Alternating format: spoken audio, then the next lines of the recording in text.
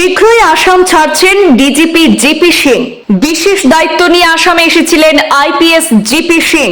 আসাম পুলিশের মহানির্দেশক জিপি সিংকে এবার সিআরপিএফ এর মহানির্দেশক পদে নিযুক্তি।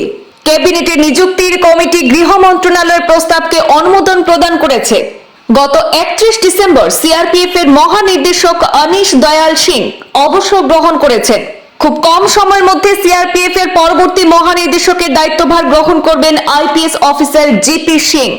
1991 সালের দক্ষ আইপিএস অফিসার আসাম ছাড়ার পর কে হবেন পরবর্তী আসাম পুলিশের মহানির্দেশক এ নিয়ে জল্পনা তুঙ্গে। আইপিএস হরমিত সিং হতে পারেন আসাম পুলিশের পরবর্তী মহানির্দেশক। আরো একবার জানাচ্ছি দর্শকদের, শীঘ্রই আসাম ছাড়ছেন ডিজিপি জিপি সিং। বিশেষ দায়িত্ব নিয়ে আসামে এসেছিলেন IPS officer GP Singh. Assam পুলিশের মহানির্দেশক জিপি সিংকে এবার সিআরপিএফ এর মহানির্দেশক পদে নিযুক্তি দেওয়া হয়েছে।